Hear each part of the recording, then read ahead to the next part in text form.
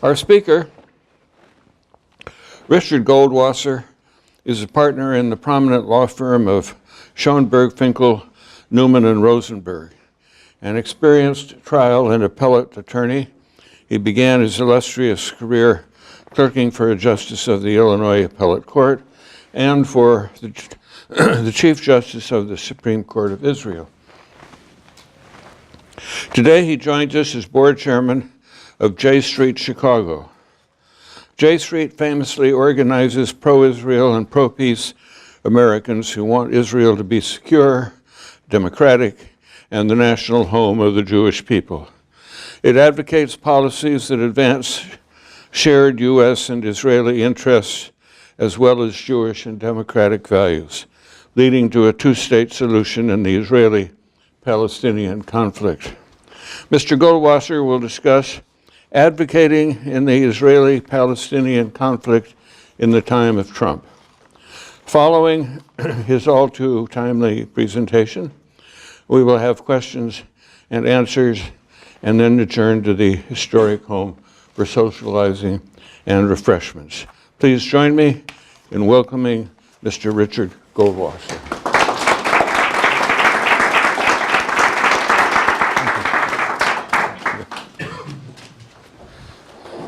Thank you, Senator. I'd also like to thank the Stevenson family and the Stevenson Center, and thank everyone for turning out this afternoon to hear what I really believe is a very important matter.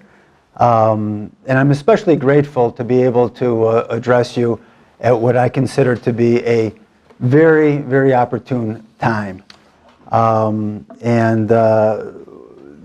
Why I think it's an opportune time is here we are midway through the Trump presidency, his first term, 2 years, and about 2 weeks before the midterm elections. It's also an opportunity, a very opportune time to address this issue. Is after 2 years of a Trump presidency, we are now able to kind of really get a handle on what his policy is toward the Israeli-Palestinian conflict. We're able to see the effect that it has on the ground in Israel and the occupied Palestinian territories. And we are also able to see how his policies have translated domestically in terms of political opinion toward his policies. One of the things you try to do when you address a group is you try to know your audience, and you try to figure out at least a level of knowledge that they have. And so I hope my presentation doesn't assume too much, but if it does, and you have any questions, you don't understand a term or a phrase or a concept that I'm using, please do not hesitate to raise your hand, or if you have a question during any time of my presentation, please raise your hand and I'll try to address it. This is a nice size audience. It's a nice intimate room. So I would really like to have this to be conversational. I do have a presentation prepared, and I will be soliciting questions at the end. But if at any time something occurs to you, please let me know. One of the things that really I think is striking about advocating on the Israeli-Palestinian conflict in the time of Trump is really the kind of parallel tracks that we have seen in Israel and in the United States. And what do I mean by that? Well, in both countries, you have the political leaders who are under criminal investigation.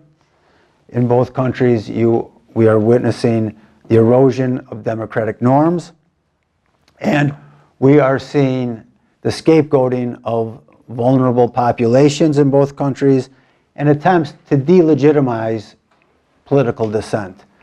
And they are running parallel, hand in hand, with President Trump and Prime Minister Netanyahu leading their countries. Before I get to that, I'd like to tell you a little bit about my organization, J Street. And I think the best way to inform you as J Street, or about what J Street is to tell you a little bit about myself and my political journey as it relates to the Israeli-Palestinian conflict and J Street. So I'm going to take you a few years back. I'm going to take you back to July of 1990. In July of 1990, I had been a couple months out from graduating law school at the University of Illinois in Champaign, and I sat for the bar exam. A week after I sat for the bar exam, Iraq invaded Kuwait. This was the first Gulf War, as I'm sure most of you remember here. Well, the following week, I invaded Israel.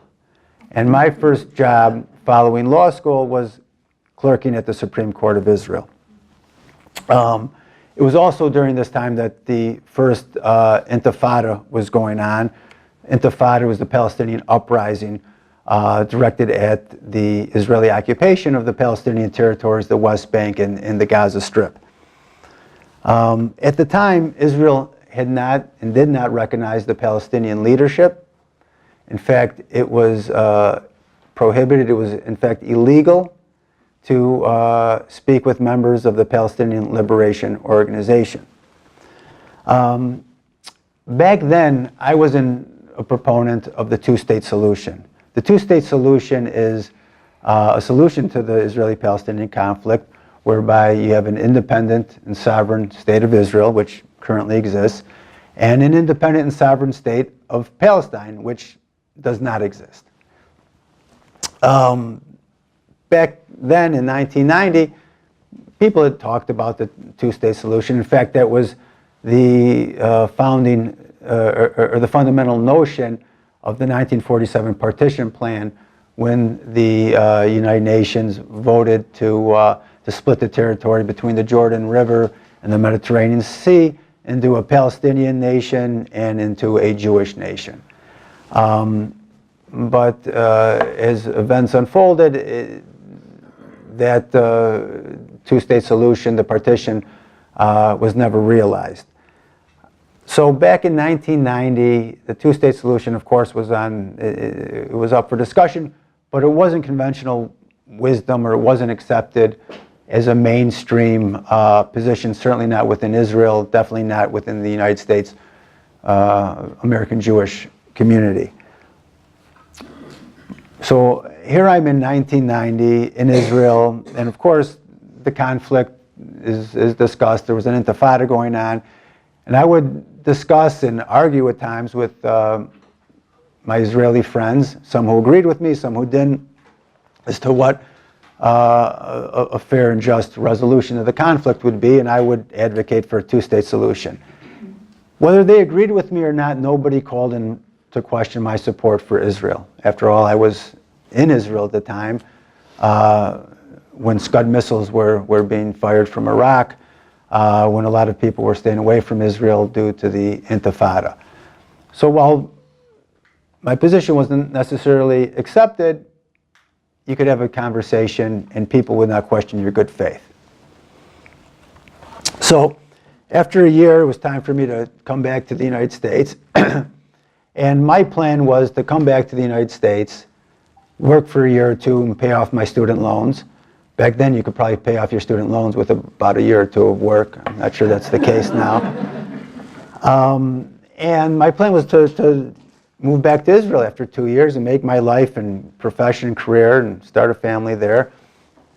But as things turned out, I met my wife after I came back in a week, and we sort of went a different direction.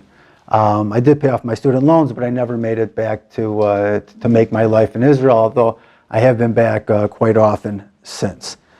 The thing that really struck me in coming back, or coming back to the Chicago area, was when I would discuss with people in the American Jewish community from where I'm from, they weren't so ready to discuss a two-state solution. And they weren't so ready to impart or to extend you good faith in hearing that argument.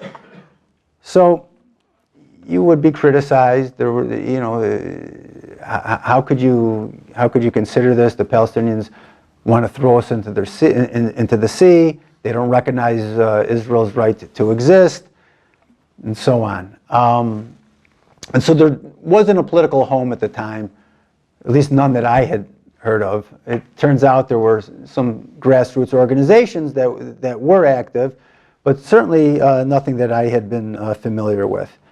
And so I wasn't politically active on this issue. I would have conversations with my friends back in Israel, I would follow it in the news, but there was really no point of advocacy for me. And then about 2 years after I came back, in the fall of 1993, you had the Oslo Accords. And let me just back up. As it's stated, in the American Jewish community, there were really two talking points that you would hear over and over again. Palestinians don't recognize our right to exist, and you can't talk to them. So in 1993, in September, all of a sudden we wake up one morning and we find out that, in fact, the Israeli government, under a labor government, the prime minister was Yitzhak Rabin, had been negotiating with the Palestinians. And they had actually reached a framework accord. Now, it wasn't, the ultimate final settlement wasn't spelled out in the accord. The idea was, we'll have this interim agreement for 5 years, and at the end of 5 years, we'll figure out exactly how this is going to end. And so what we found out was that the talking points that people in the American Jewish community were talking really weren't believed by the Israeli government at the time. They understood them to be talking points. And they were flexible enough and pragmatic enough at the time to actually engage the Palestinians. And as a result, the Palestinians recognized Israel's right to exist at the time. So the two talking points that were really the kind of the basis of American Jewish advocacy, which they believed and which they offered in support of Israel, were taken away. And so here we are in the fall of 1993, and I would go to my friends, I said, this is what I'm talking about. This is going to lead to a two-state solution. This is a framework, an outline for a two-state solution. But something very strange happened. The American Jewish community didn't embrace the Oslo Agreement. In fact, the communal organization opposed it. And it was very strange for me because, for me, a two-state solution, which would end the occupation of Palestinian territories, allow them self-determination, was a very, not only just it was a moderate position, but a progressive position, something that Jews had always, in the United States, prided themselves on, as being at the forefront of democratic values, of human rights. And it struck me, well, why isn't my community, the organized community, embracing this agreement? And it occurred to me that after so many years of spouting these talking points, they had internalized them. And so when they woke up one morning and the Israeli government had told them, well, thank you for advocating for us for all these years, but we've now gone on and we are negotiating with the Palestinians, the American Jewish community wasn't able to pivot. And as a result, the Israeli Prime Minister at the time, Yitzhak Rabin, formed a counterweight organization to AIPAC. AIPAC was and still is a major and very influential lobbying organization, and they were running up against Rabin. So Rabin formed a group called the Israeli Policy Forum, which, by the way, is also still around today, as a counterweight to AIPAC. Because what would happen is he was running into problems with members of Congress, because AIPAC is very influential in the United States Congress. So again, there was no political home. There was no way for me to advocate in an organization for a two-state solution, to advocate for the Oslo Accords, to advance the next round. And again, I was without a political home.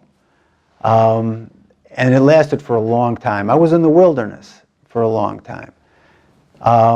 And if we fast forward to 2008, that was the creation of J Street.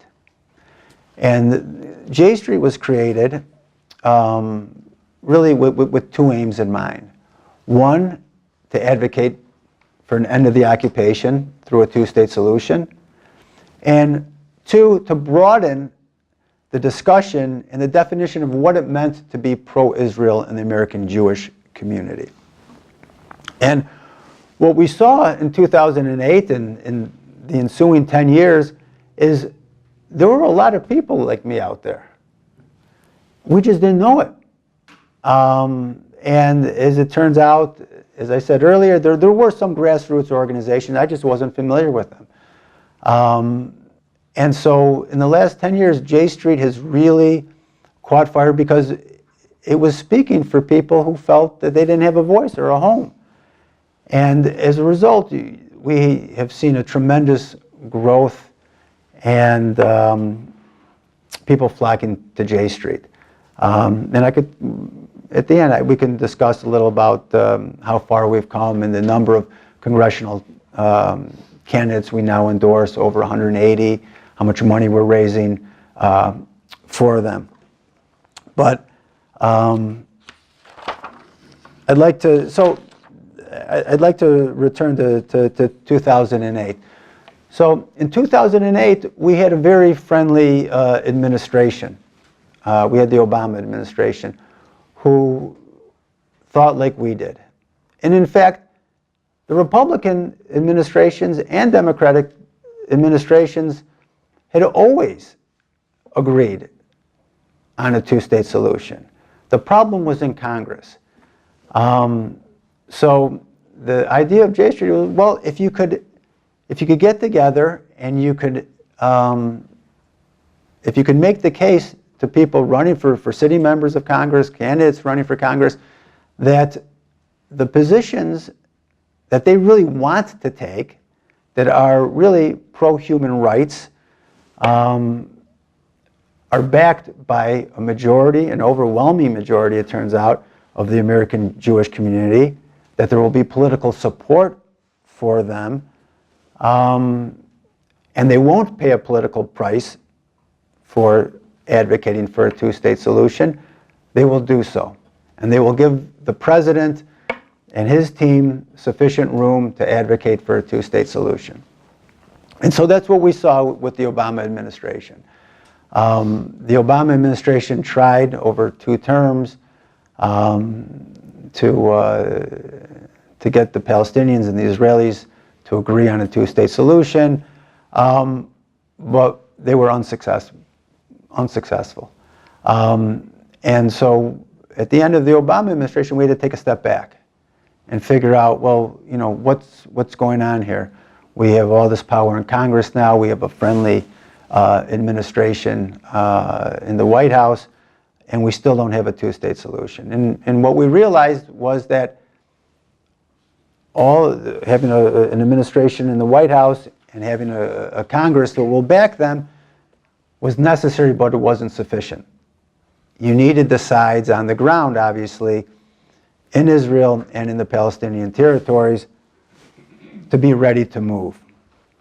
And quite frankly, certainly if you take a look at the Israeli Prime Minister, who began what was then his second term in 2009, that went all the way through Obama's term, he wasn't ready to move. The Israeli Prime Minister was not ready to move forward on a two-state solution. At times he had paid lip service to a two-state solution. At times he had said that there would never be a two-state solution on his watch. But from his actions, it was clear that he wasn't ready to move on a two-state solution. So what we now see is, so now we are dealing with a new administration, the Trump administration. And the Trump administration has taken quite a different position than the Obama administration. And the Trump administration is basically saying, we will back Israel, right or wrong. So what we've seen is, we've seen the United States move their embassy from Tel Aviv to Jerusalem.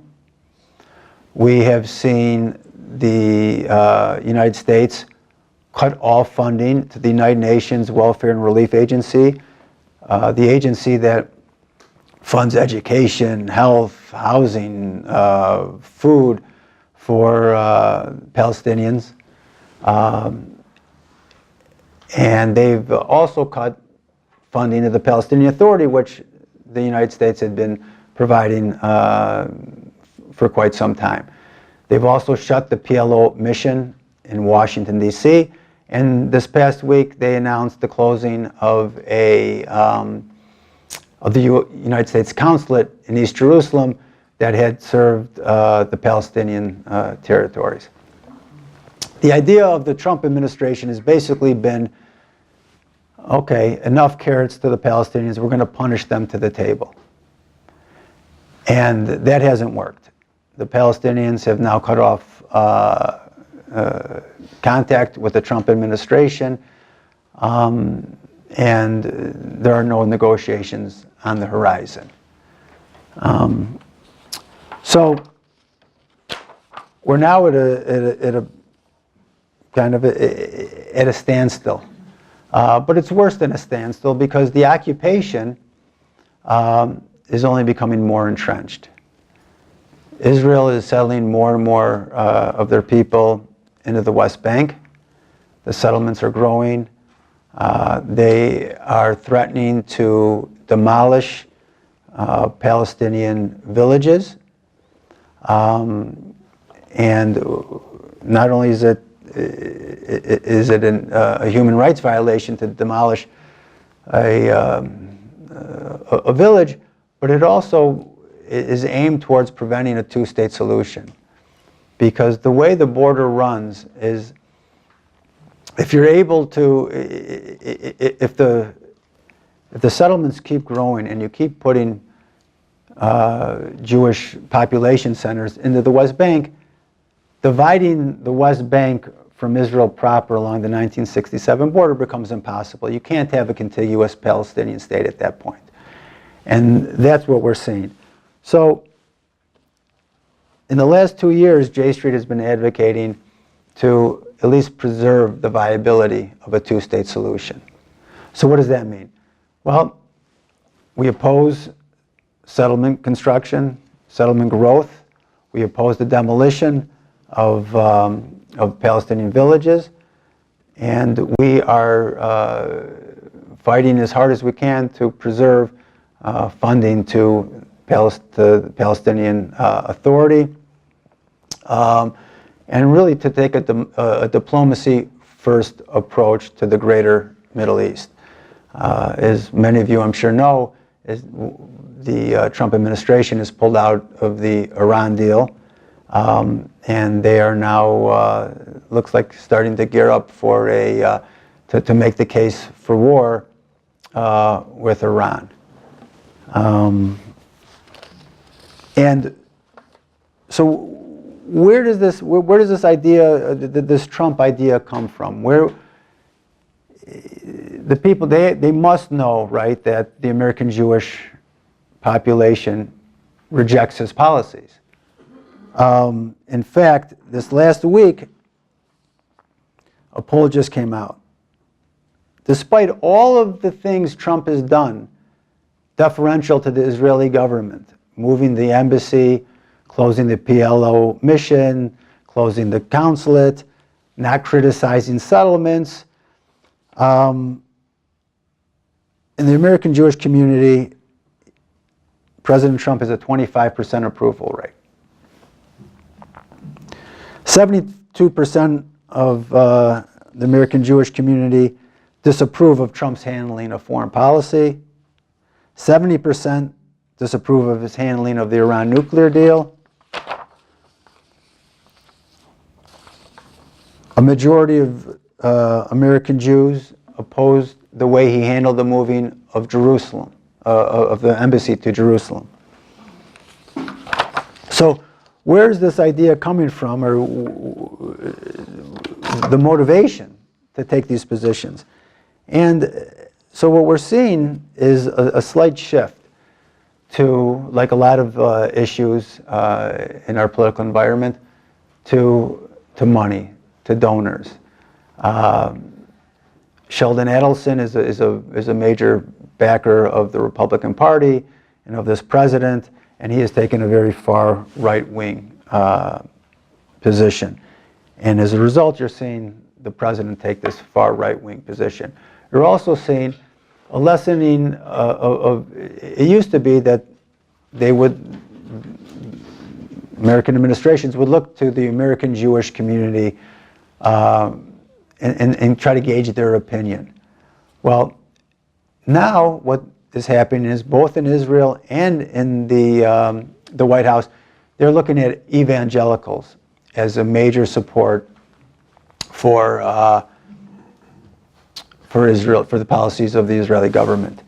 And they feel both with certain very wealthy donors and with the American evangelical community that these political positions are advantageous for them.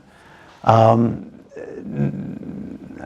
don't think it's disputable how much money that they're getting from a handful of small donors, but I think they may be misstating the position or mistaking the position of the American evangelicals. The younger generation of American evangelicals are taking a little bit of a different view than their parents' generation, and are really asking, well, is this something that is advancing human rights, democratic values? But in the meantime, this is where we're at. And I don't want to. I'm going to open up to some questions, but I don't want to leave you dispirited, okay? Because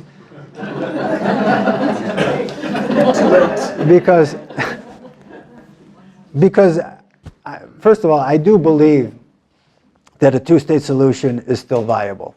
It's just not viable at this moment. It's not viable with a Trump White House.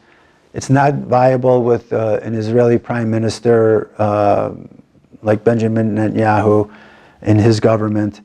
But it is still viable. And we are going to be fighting to preserve the viability of a two-state solution.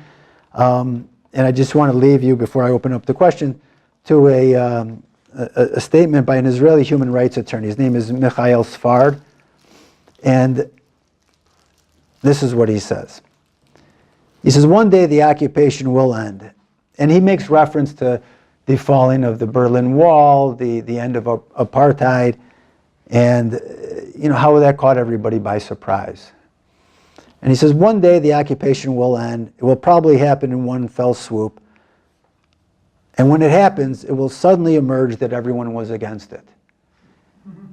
And I think, I don't know if it's well, I know it's not going to be tomorrow, and I know it's not going to be next week, but it is going to happen. And you will see people, when it does happen, support it then. But what we need now is we need support to push and to make that happen. Thank you.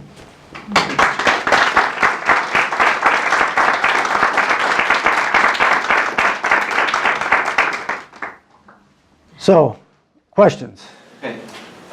At the current rate that the Netanyahu government is expanding settlements and allowing them to grow, do you see a time, 2, 3, 4, 5, 6, 7 years in the future, whereas you kind of commented before that geographically you couldn't have a two-state solution? Yeah, that can happen. And I think that is the stated goal of the settlement enterprise, that create facts on the ground and prevent a two-state solution. So can I envision it? Yes. I mean, that's their goal, and they've been very, very successful. Some people would argue that point has already occurred. I don't think so. I'm pretty familiar with the map. A lot of people, have taken a look at The idea would be, there's a 1967 armistice line. It was actually a 1949 armistice line that existed through 1967. And I think it's about 70%, maybe a little bit more, of the settler population is along that line. So the idea would be to adjust that line to incorporate the existing settlements and to be able to get about 75% of the existing settlers within an adjusted border and compensate the Palestinian state to be with a similar or an equal proportion of land from the other side. And you could Google it, and you have 3 or 4 organizations who have done really serious mapping and how that would and what that would look. I think when you're looking at settlement growth, you really have to look at where it's occurring. And the deeper it is into the West Bank, the more problematic it is. There are areas around Jerusalem. There's a Bedouin village of Palestinians in East Jerusalem called Khan al-Ahmar. And up until yesterday, there still is an order to demolish this little Bedouin village and replace it with a Jewish settlement. And it's in a very sensitive area. And if that were to happen, you would end up cutting off access from the West Bank for Palestinians to East Jerusalem. And so one of the really most important things we have to watch is how the development, how the building is going on in Jerusalem, in East Jerusalem, and its environs. Well, hopefully the Trump administration will end sooner rather than later. But in terms of the administration in Israel, what do you foresee? I understand Mrs. Netanyahu is under indictment, and there are some allegations about the prime minister as well. And so what do you see the future of the Israeli administration? Yeah, well, there are a few ongoing corruption investigations directed at the Prime Minister of Israel. It doesn't look like that's moving along very quickly. The Attorney General in Israel, who's responsible for issuing an indictment, has been moving very slowly.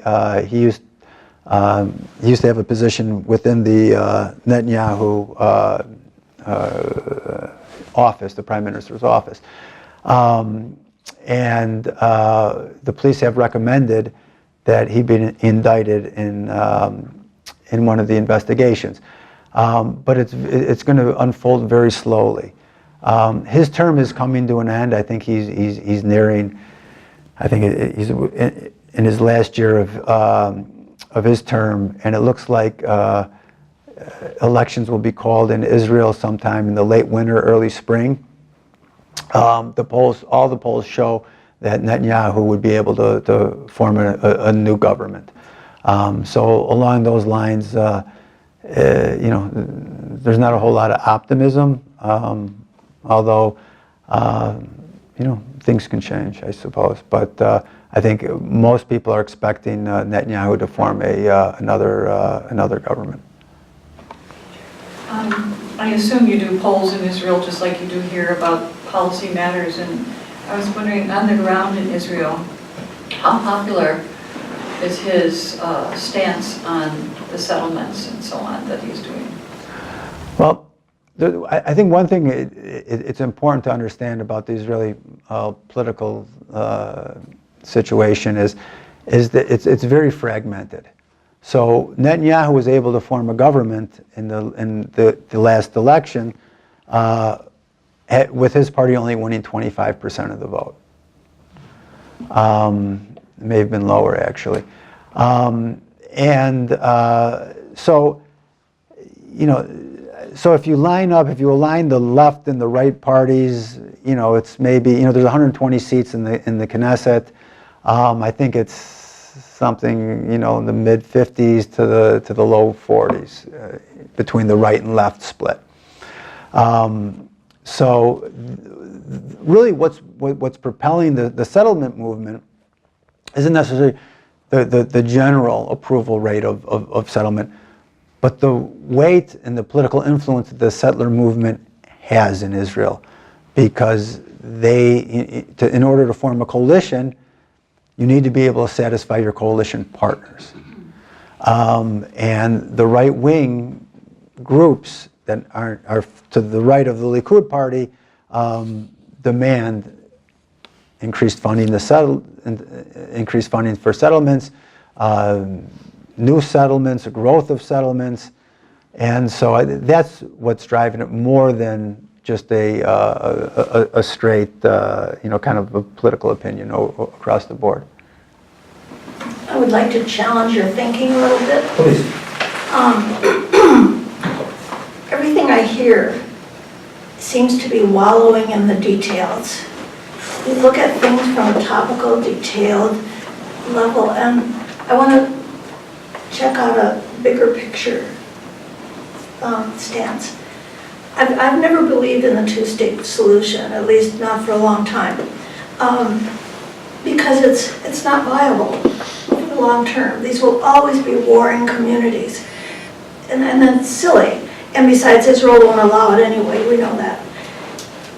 But to gain a one-state solution, and if you were to work toward that, looking at the big picture, you'd almost need an external threat against the whole area so that the two warring parties had come together and were fighting on the same side against an external threat.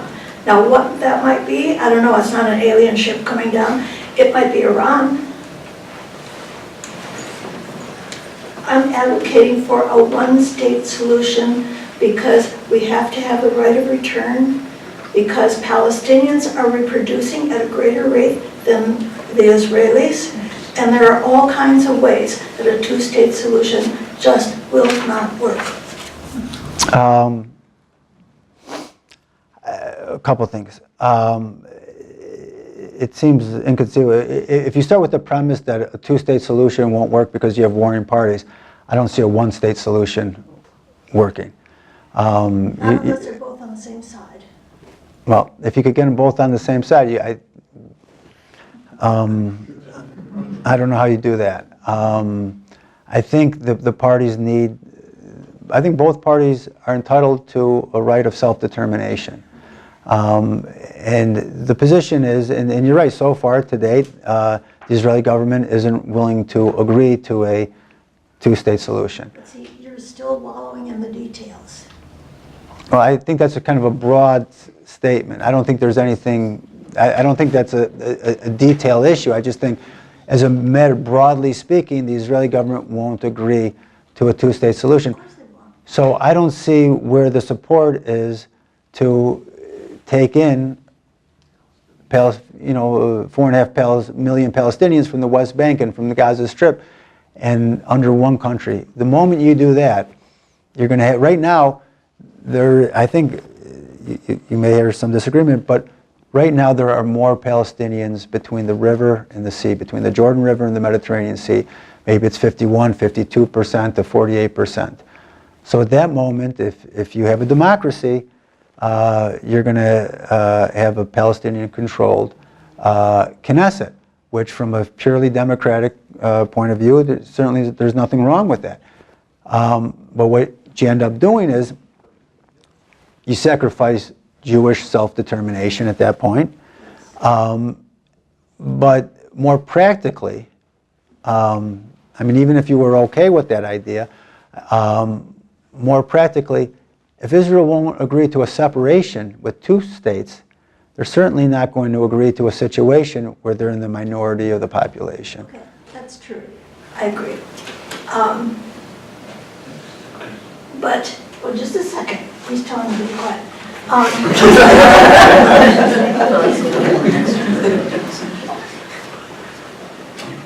A one-state solution will mean that Israel will disappear off the map.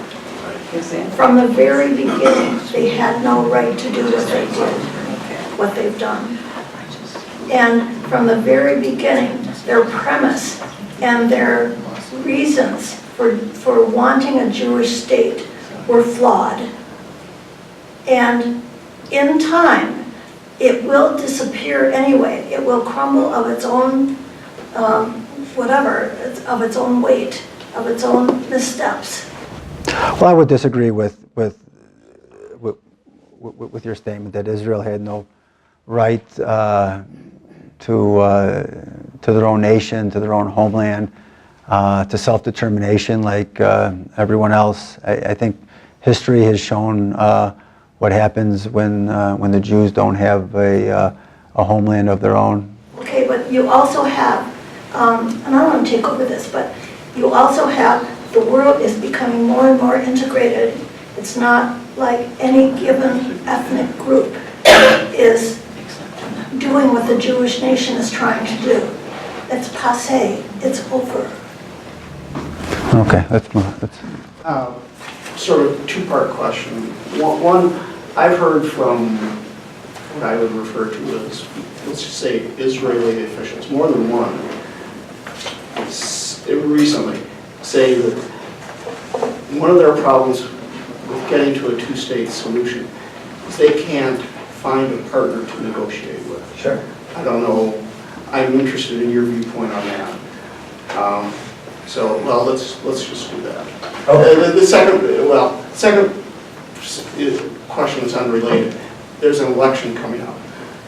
Netanyahu has a coalition government today.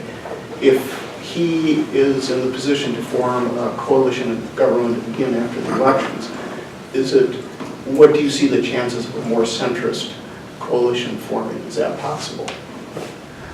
Yeah. I don't. Is it possible? Yes. I don't expect it. I think what you're going to see is something more along the lines of what we have today.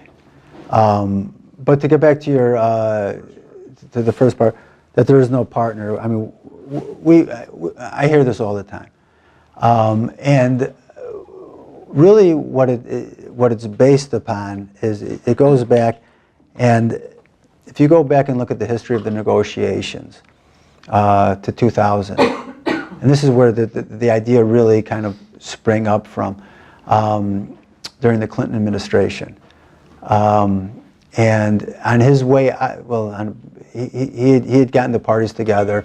The prime minister was Ehud Barak at the time, is Yasser Arafat, and it was in June of 2000, and they met at Camp David, and Arafat was very reluctant to go to Camp David because he didn't think he had the backing of the Arab world, and he didn't think the parties were close enough, and he didn't want to get blamed if there was no agreement. As it turns out, they went and they weren't able to reach an agreement, and he was blamed. And out of it, the Israelis, the Israeli position was we offered them everything and they walked away. But if you actually take a look at what happened at the negotiations, they weren't offered everything. It wasn't a deal you could reasonably expect the Palestinians to accept. And why do I say this? Well, in June of 2000, the parties broke up, but they continued, the negotiations broke up, but they continued to negotiate throughout the fall and the winter toward the end of Clinton's term.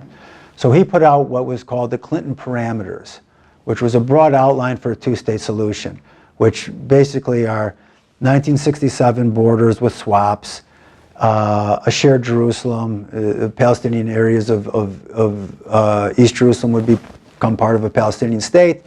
The Jewish areas would stay part of Israel.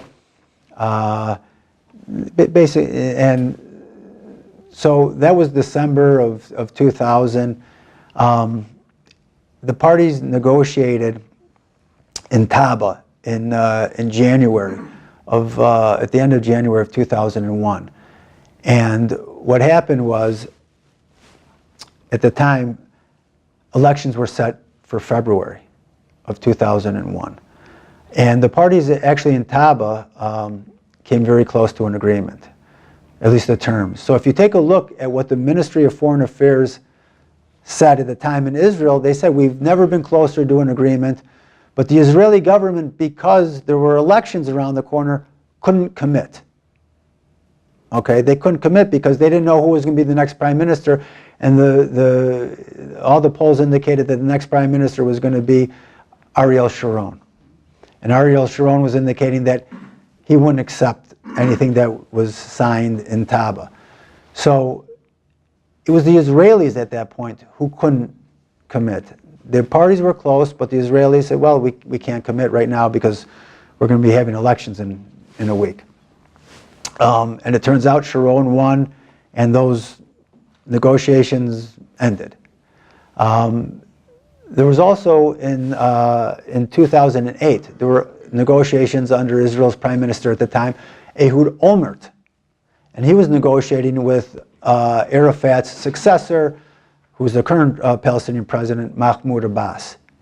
And they got very, very close. Very, very close. And in the fall of 2008, Olmert hands Abbas a map and says, here's the map, this is what it's going to be, I need you to sign it right now. And Abbas says, well, I can't sign it right now, I have to take it back to my people and we have to have discussions. So it turns out the week after, Olmert, who had been under indictment, resigned and left office. So again, that's not a situation of the Palestinians walking away, right? It's a situation of an Israeli prime minister on his way out of office, now twice trying to reach an agreement. And so the idea that there is no partner, I don't accept. But more importantly, I think the idea is you need to create the partner you want. Okay? So if you take a look at what has gone on since 2000, if you truly want a partner, if you truly want Mahmoud Abbas to be able to conclude a deal with his people, you have to let him, and you have to, help, you have to strengthen him. And what Israel has done is they've humiliated him. They keep building settlements in the West Bank. Meanwhile, he's cooperating, his military or his security people are cooperating with the Israeli military to fight terrorism. So the Palestinian people are saying, well, wait a second, we're cooperating with you on a security basis, and what do we get in return? More settlers. On the other hand, you have Hamas. Okay, so you have Abbas, who has laid down his arms, he's recognized Israel's right to exist, he's done everything that everybody has ever demanded of him, and he's got nothing to show for it but more settlers. On the other side, you have Hamas, who doesn't recognize Israel's right to exist, who shoots rockets into Israel, and who does Israel negotiate with? They negotiate with Hamas.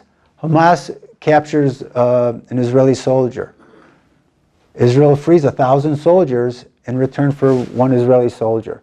So Hamas is able... You said 1,000 soldiers. 1,000 prisoners. Thank you. So Hamas is able to go to their people, to their supporters, and say, see, look, we got 1,000 prisoners in response by kidnapping an Israeli soldier. What has Abbas gotten you? There are several instances of that. So the Israeli government under Netanyahu seems to be making concessions to the party that has not forsworn violence and humiliating the party that has. So if you really, truly are interested in a partner, it would seem to me that you would build up the partner who is, extending his hand in peace. Yeah, I think I better, under full disclosure, I'm a rabbi. And I do find that your platform of J Street is one that I support wholeheartedly, and certainly support the two-state solution. But the problem that I foresee is that, as you indicated, between Gaza and the Palestinian Authority. And it's very difficult to negotiate with Abbas because Abbas is not liked by his own people. He's a corrupt person, as you know, and his own people are not in support of him. So it's very difficult. How can you create a state of Palestine with Gaza and with the Palestinian Authority? I think the division of the Palestinians between the West Bank and Gaza, it's a problem that really needs to be addressed. But what we're seeing is you're seeing an Israeli government and a United States government who is playing one side off of the other. And you really need to be able to bring them together. There's been false starts. There's been, negotiations between the Palestinians and the West Bank and Hamas to try to arrive at a coalition government or some unity. But the Israelis and the United States haven't played a very positive role in that regard. The popularity of Abbas, again, first of all, he's lasted. Okay, so a lot of people say, well, Abbas is weak, he's weak, but yet he's lasted all this time. Without elections. Without elections, right. Israel made peace with Egypt, an undemocratically elected leader in Egypt, the same thing in Jordan. So I don't think that stands necessarily as an obstacle to signing a peace agreement or to ending the occupation. But back to my point is, if you want Abbas to be popular, there are certain things Israel can do to help him become popular. Instead of making concessions to Hamas, they should be making concessions to Abbas so he can go back to his people and say, look, this is what I've been able to get for us, okay? We cooperate with Israel's security. That's a big problem for him, okay? But he can't go back and say, well, look, as a result of that, I got to freeze in settlements. So there are steps that Israel can take to help Abbas domestically. With all due respect, I think that the corruption of Abbas and his government is such that it's not a matter of being accumulated by the settlers. I haven't seen that is a problem, but that's not really it. I think people are so disgusted with the government, but they can't change it. I know Israel doesn't like to hear the word apartheid, but does this not meet the criteria, the definition of apartheid? Well, I guess, apartheid is it's really a charged word. And when people think of apartheid, they think of South Africa. And the Israeli situation, the Israeli-Palestinian situation, isn't the same as it was in South Africa under apartheid. Now, if you just take a look at, if you take a look at, are there two different laws for two different peoples? Yeah, there's no question. The Palestinians in the West Bank live under military occupation. You have Jews living in the West Bank who live democratically under, Israeli law. So there's no question that there are two laws for two people. When you use the term apartheid, I don't know if that helps, advance the discussion. Sometimes it sheds more heat than light, because the situation in Israel is not akin to the situation as it stood in South Africa. It's much different. There are a few of us here that probably are not acquainted with the J Street organization, and I wonder if you could fill us in a little on the details of what it is and how it works, and things like, is it a 501c3 and things like that, so that we can get a little background. But we hear this discussion, and clearly there are people here who have all that background information. I don't. Okay, well, I appreciate the opportunity. So we have a 501c3, which is a tax-exempt organization. We have an educational fund. Through that educational fund, we sponsor trips to Israel for members of Congress. We take them and we show them.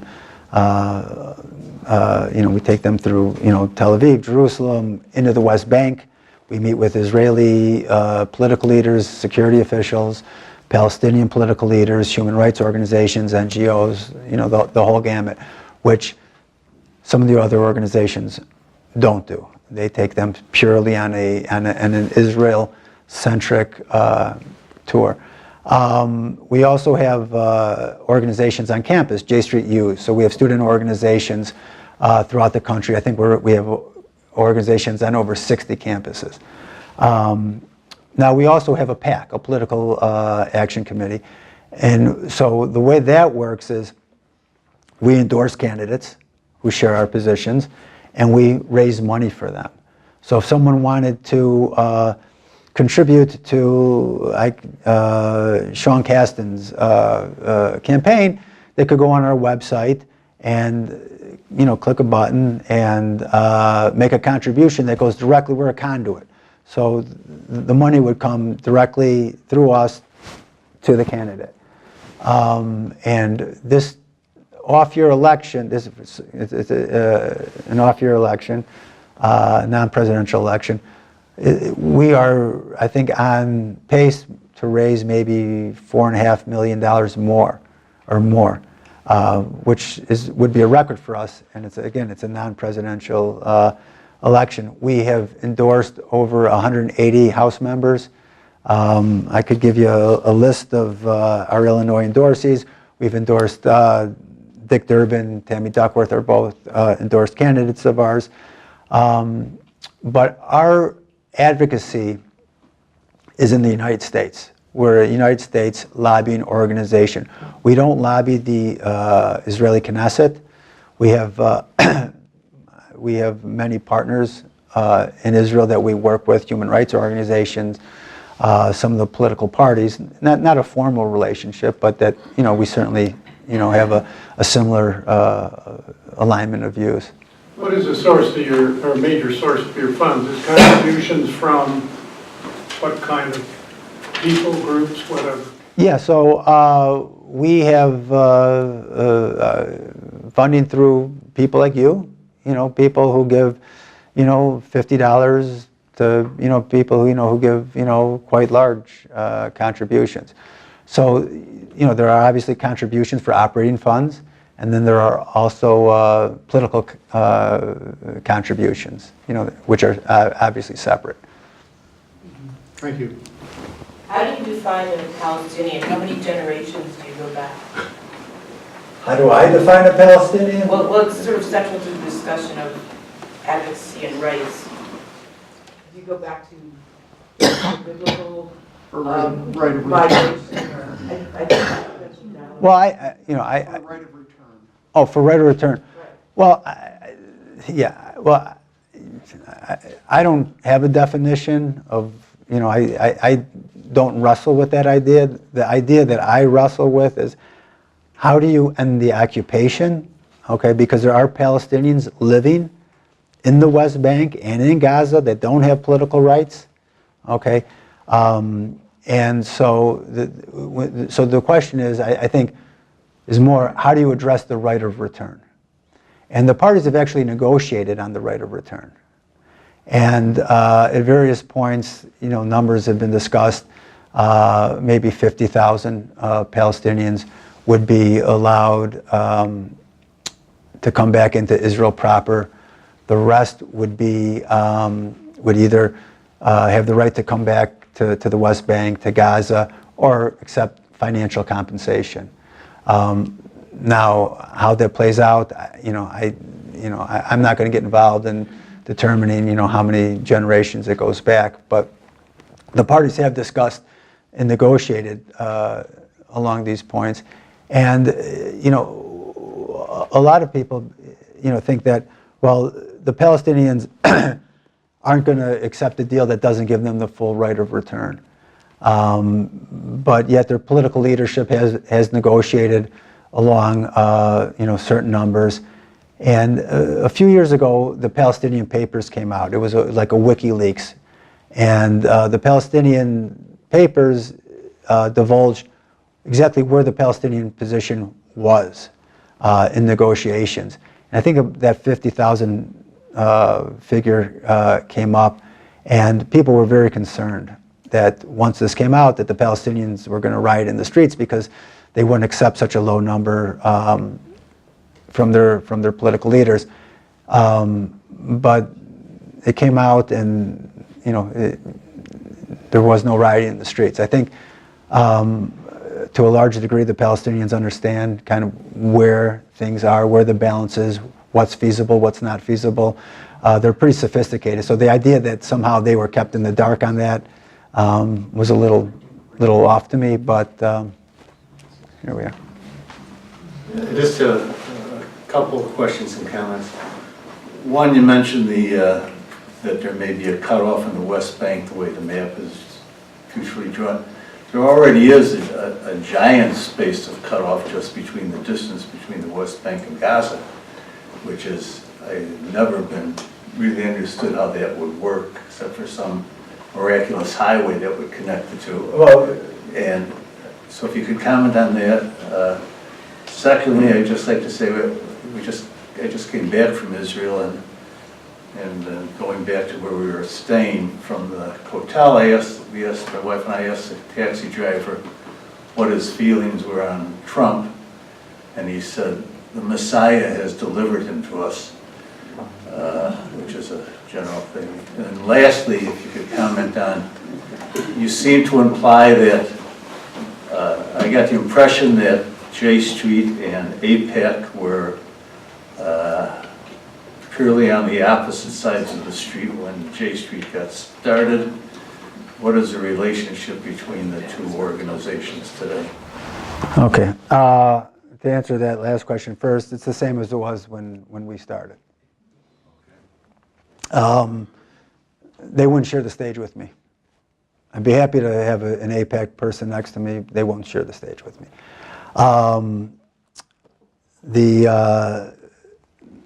The Trump Messiah, you got to be careful, listening too much to taxi drivers. My son-in-law there, who's the smartest person I know, says, in our view, they like what he did with the nuclear treaty, not that it can't be undone, but they like what he did. The embassy, long-term, he feels that it's correct. Short-term, it could cause problems. I don't think it caused as many problems as people initially expected. And he just wishes it was some other person that would have done those things besides. I was being a little flip. I think your larger point was the popularity of Trump in Israel. Yeah. And as a matter of fact, he is popular in Israel. Yeah, very. So, again, that's kind of the parallel tracks that we're hurtling down, within the United States and Israel. I mean, if you take a look at Trump's popularity here, okay, we know what it is. But also internationally, he's very unpopular, except in Israel and in Russia. And it doesn't, it doesn't speak well, I don't think. Gaza and the West Bank. The parties have discussed and negotiated what would be called safe passage, where they would connect the West Bank and the Gaza Strip. Whether it would be a highway, a bridge, a tunnel, that idea is on the table. It would be necessary for Palestinians to be able to go to and from. In fact, I think that should be an issue that should be on the table now, to start to try to figure out a way to keep some contiguity between the populations in the West Bank and in Gaza. Right? And Israel's making it harder. Students can't travel from Gaza to the West Bank. Patients, sick people, very sick people from Gaza aren't able to go to the Palestinian territories, into the West Bank or to East Jerusalem in order to get medical care. And Israel is making it more difficult. And what you're seeing is they're really trying to keep these two areas separate. Meanwhile, you have families in the West Bank and in Gaza. So I think that's something that really needs to be focused on now. Could be done now. Well, it should be done now. And it doesn't need to wait to an end of conflict agreement. But look, we have to be realistic. The Israeli government is never going to agree to the creation of, right now, of a highway or of a tunnel. God forbid you mention tunnels, because Hamas is building tunnels under, into Israel proper from Gaza. I think, Yeah, I was going to say, how do the Israeli citizens of Israel come into play? And how does that work into this whole situation? well, ultimately, look, to me, Israel holds the cards, right? I mean, they have the military that are, occupying the Palestinian territories. And so until Israel is ready to leave, or they're convinced to leave, you're not going to have an end to the occupation. So ultimately, it's up to the Israeli people who need to vote in a government who will take steps towards ending the conflict. So I guess the answer to your question is, what do the Israeli population have to do with this? Everything. I mean, ultimately, that's where it ends. I meant those Palestinians who are citizens of Israel. Oh, Palestinians who are citizens of it, where do they figure in? Well,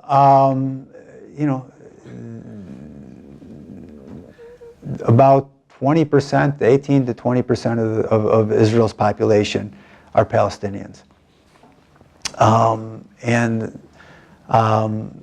What role do they have to play? Well, to join a coalition, a center-left coalition, to end the occupation. The problem is, no government in Israel to date has invited the Palestinian citizens, the Palestinian parties, any political parties, to join a ruling coalition. So it's very difficult. So you have 20% of the population that is almost removed from the Knesset.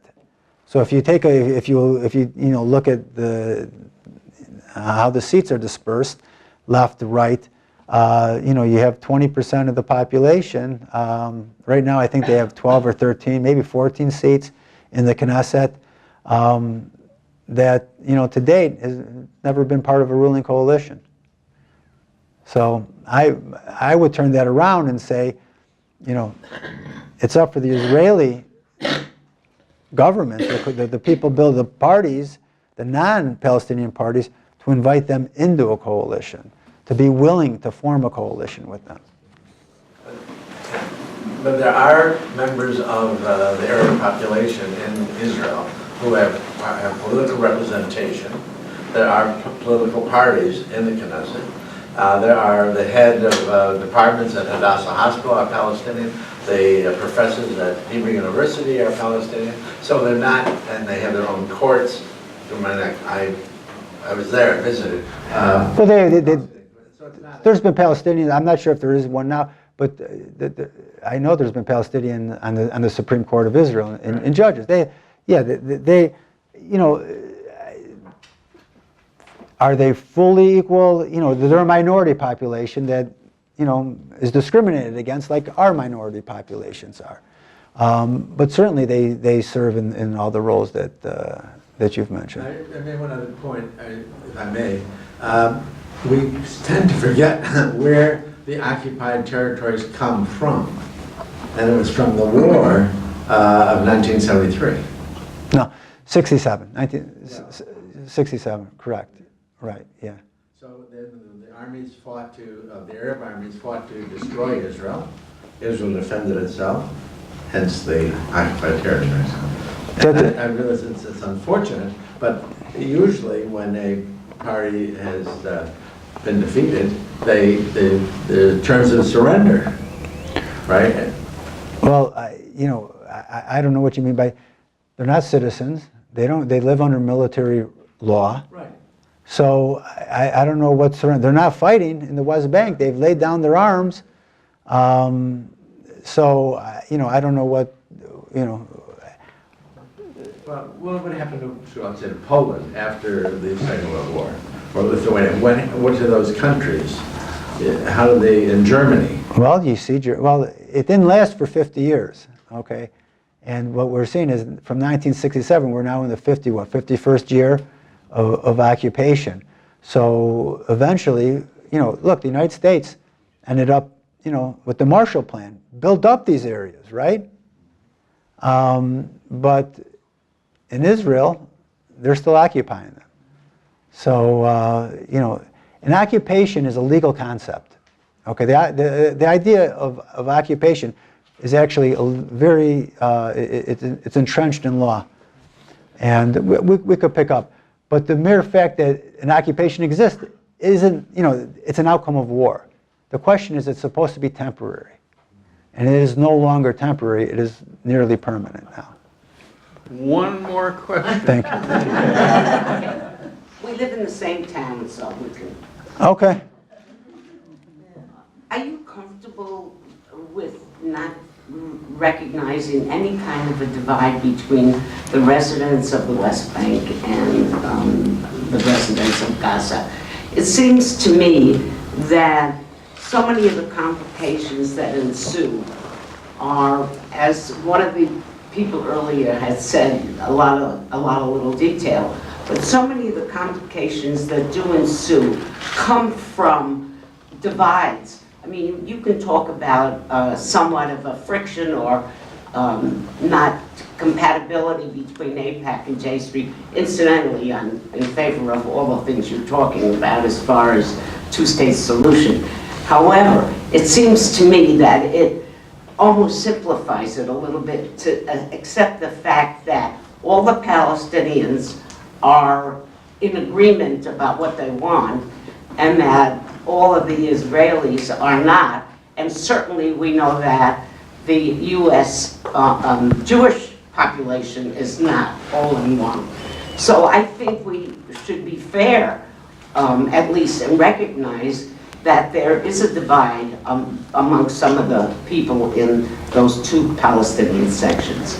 Yeah, well, neither in Israel or the Palestinians is public opinion a monolith. Certainly not. And I certainly didn't mean to imply that. There's certainly a wide range of opinions. Polling up until recently showed that approximately 2/3 of Israelis actually supported a two-state solution. It was similar amongst Palestinians. But recently, because the situation is so dire and people don't see it as really something that's feasible any longer or on the horizon, the support for it is falling.